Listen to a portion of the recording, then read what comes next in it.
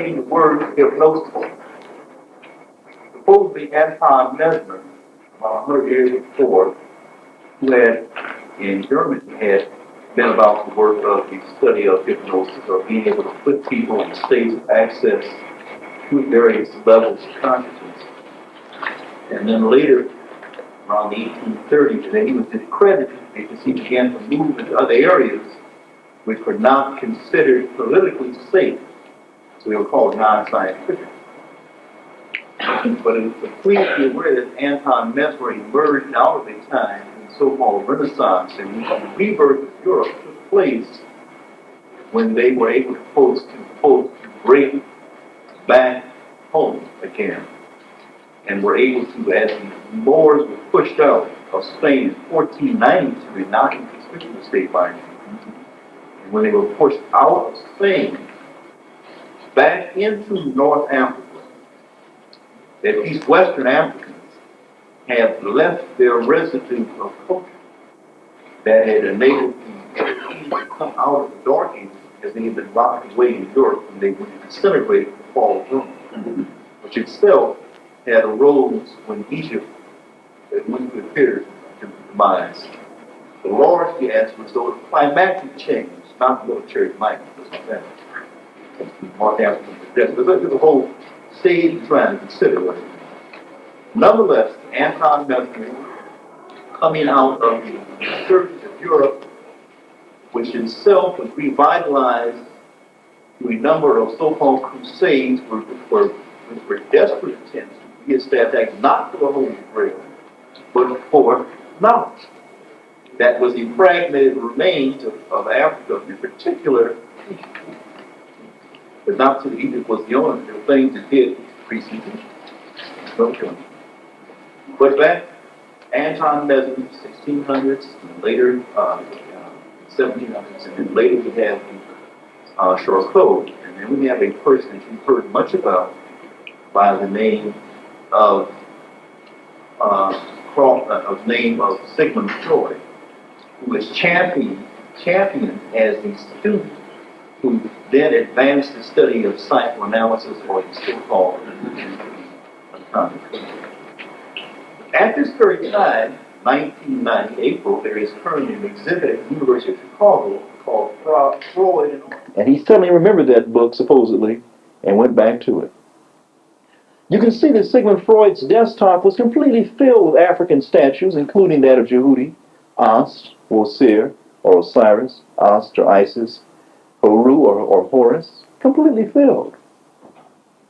You can see that he even, every morning he got up, he rubbed the baboon, a symbol of Jehudi, every morning in a traditional way, because he was, I mean, if he surrounded himself with these items, and they were largely, especially Osir, the so-called god of Amenta, or Amen, or the special place of the abode of the god, this all-black world, and you say, oh, he was studying African, he liked these things because they were nice artifacts.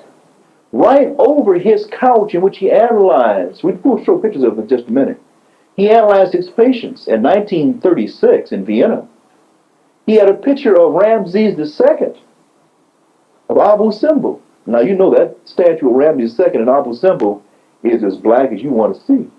You can't look at that statue and say that's nothing else than what a brother is. And the child of the black woman.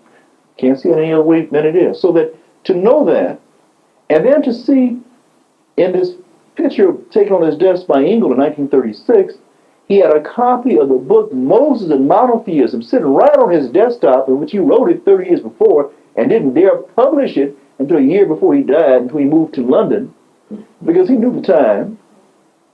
He knew where he was. And at first I was mad when I read that, but I had to just say, I had to submit to reality.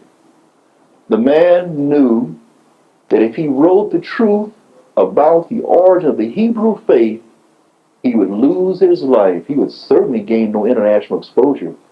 He would certainly not be able to advance his rediscovery of Amenta. And there were others who preceded him. This was not a new thing, study of the unconscious.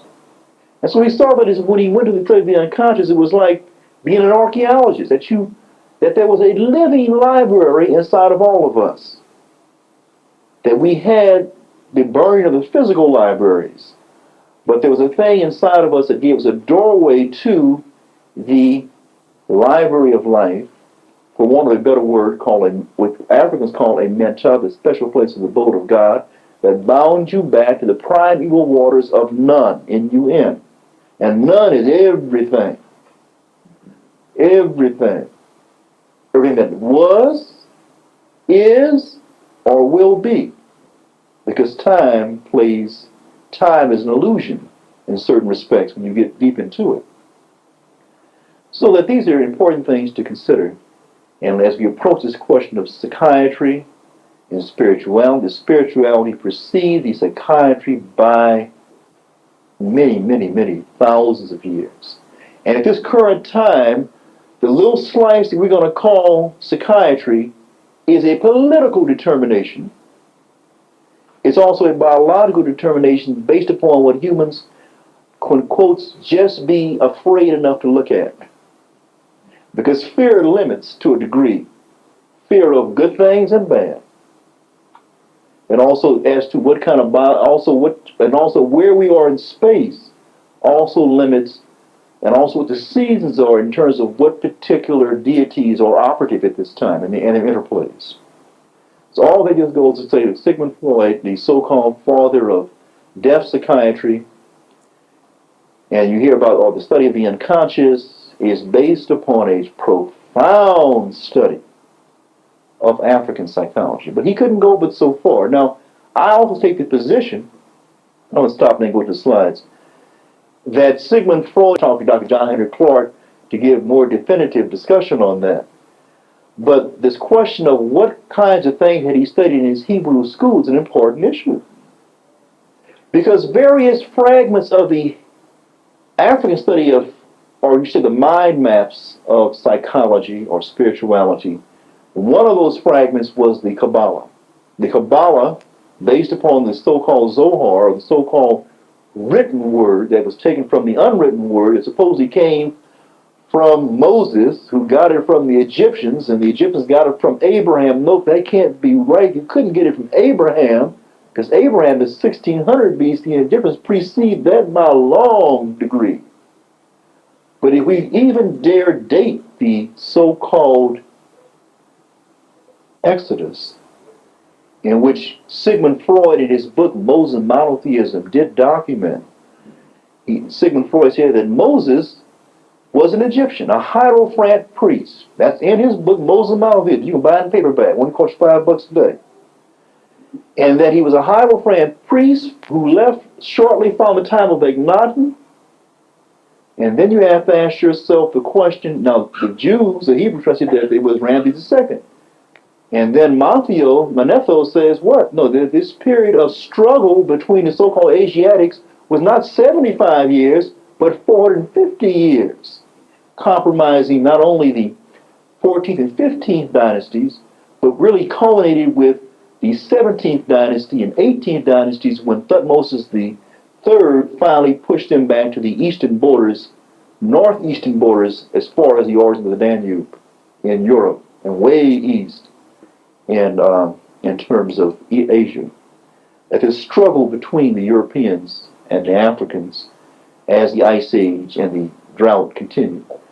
But notice that it was the so-called Book of the Gates that was talked about during the New Kingdom that forms the core of the Jewish Kabbalah, or the so-called Path of 32, with the so-called 10 Sephirah. So we have to, and then the Africans had 14 gates, and then or 12 gates, or later 14, and later up to 22 stations. So these are actual mind maps, or if you will, portals that lead into domains in the primeval world of Nut. These are doors, if you will. These are notes. I was speaking to a brother, if you will. These are are doorways that can lead into vast areas of information in terms of collective unconscious memory. So I just had to give that kind of historical backdrop to say that it was because I think it was that Freud had an added edge. He had studied in the Hebraic schools. I find it impossible that he could have studied in the Hebraic schools and so-called traditional training and not have been exposed to various things in the Zohar. But he will not give that up in Moses monotheism. That you got to bring to it on your own. You got to bring that to it on your own. But it's binding us back because it says what? That the Zohar was given to Adam or Admon Kadmon by the angel Raziel. I submit to you the name Raziel is close to the name sun god Atum Ra. We will have a chance to look at the African images of sun god Atum Ra in just a few minutes. So this is a backdrop just to say what? That the Africans really knew its spirituality, and probably the best example of it is when we found a somewhat intact tomb in Tutankhamun's tomb in which they had the sarcophagi placed and the symbolic steps. 4 sarcophagi placed one inside the other, with the second and third sarcophagus boxes being separated by a linen sheet with gold stars on it. That suggests, at least when they talked about Africans, our identity, and when you say, who am I? They said each person was a complex person. You had at least 5 or 6 levels to you. You had a mineral body, a physical body, you had a mental body, and you had a lower and a higher aspect, a dog and a human, and you had a soul and you had a spirit. And all of these were different components of you that coexist at the same time, but the time that you call death or birth, at birth they all came together, even prior to birth, and at death, various ones went different ways. But you had to, when Africans said that I'm dead, they meant you didn't know these 5 or 6 or 7 parts of yourself. So you had to know. So with that as a pray, let me be quiet now, more quiet, and move on to the slides.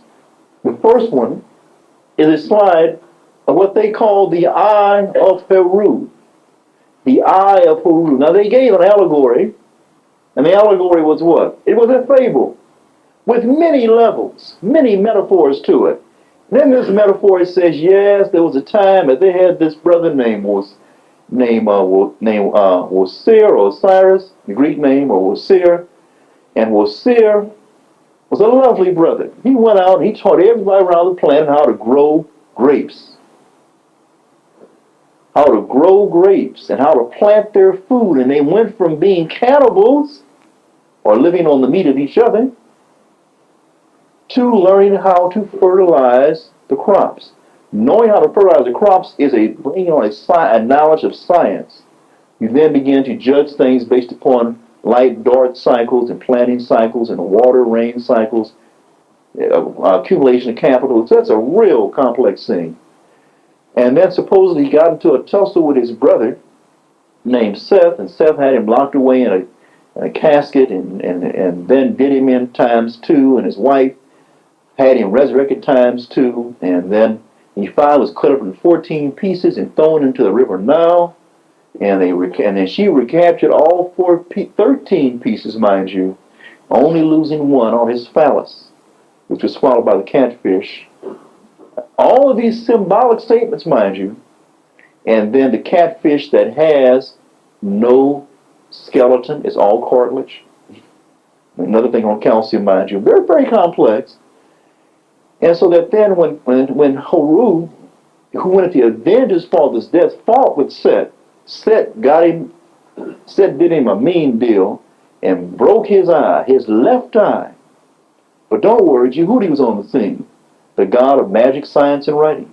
And then Jehudi restored his eye, meaning that the knowledge of magic and science and writing was given to him as his new eye. And this was the eye of Heru. But then Seth did not get away, because then Seth grabbed the testicles of Seth and took away his progeny, cut him off. So these are very complex biological statements. This is the eye of Haru. And listen to what our people said. Now, it was written about throughout the dynastic era. It was written about in the pyramid text, 2700 BC. I'm talking about the eye of Haru. During the coffin text, which was written on coffins, 2000 BC, before the birth of Christ, 4,000 years ago. The eye of Haru, detailed biological, anatomical, physiological, psychological studies of super advanced psychiatry. Super advanced psychiatry. Talking about soul, spirit, mind, and all these things. And then the New Kingdom version called the book Coming Forth by Day. But here's one that says, for example, the numbering of the eye is taken from the coffin text by R.O. Faulkner. I know the souls of Kitamu, being among the fowls of Wosir of Deju, having power over water, not walking head downwards, not dying another time. In other words, not being so confused that I misunderstood everything. That when you walk with your head down, what are you seeing first?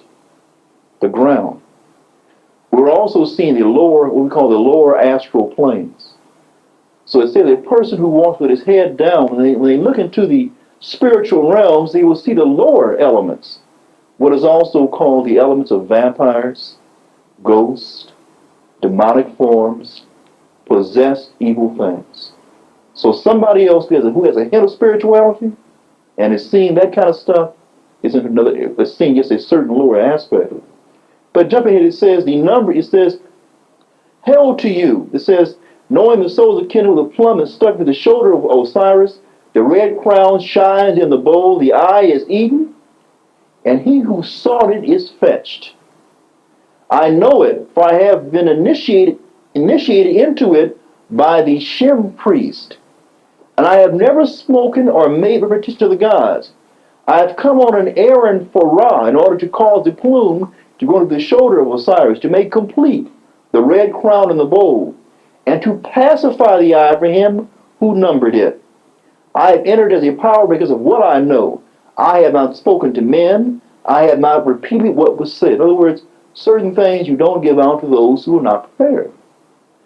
Hail to you, souls of Kenemu. I know that Ra desires the plume which grows and the red crown which is complete this temple, and rejoices was allotted to it. So in other words, there was a numbering of the eye of Haru. And as you can see, every aspect of this symbolic eye is given a value, with the pupil being, and is based upon the two system: 1/2, 1/16, 1/4, 1/8, 1/54, and 1/32.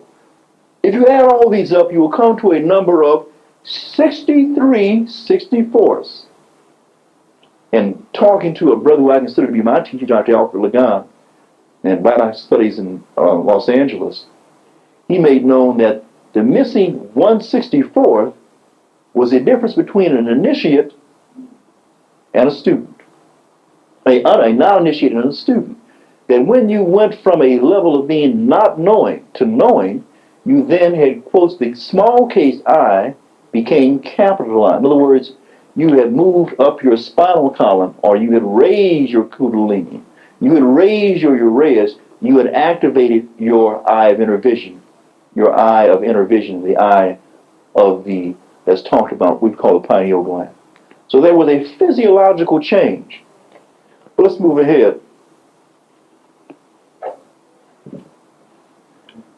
Very quickly, the Africans called the serpent the uraeus. They had observed that there was a spinal column. They studied in utmost detail the 13 vertebral segments along the spinal column. They assigned musical notes to each vertebrae in the spinal column. And they studied the anatomy to exquisite detail. They studied the brain in exquisite detail as well. This, for example, is a picture of the wrapping of the skull of Tutankhamun. And they put an extra extra wad of bandages on top of the skull, because they knew on top of the skull there was something special. This is the head of the Tutankhamun, showing that he wore a linen skull cap with gold beads placed inside, with serpents, very importantly, running down the midline, which divides the left hemisphere from the right hemisphere, and right temporal region, which divides the frontal lobe from the temporal lobe. That's neuroanatomy, 1500 BC.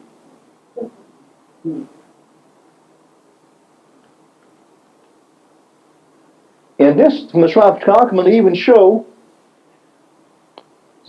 a star the serpent putting rays of light to the forehead, meaning when you had activated and by your own, in other words, by your study of nature, and by the quality of your relationships with each other in the family, you change your physical body.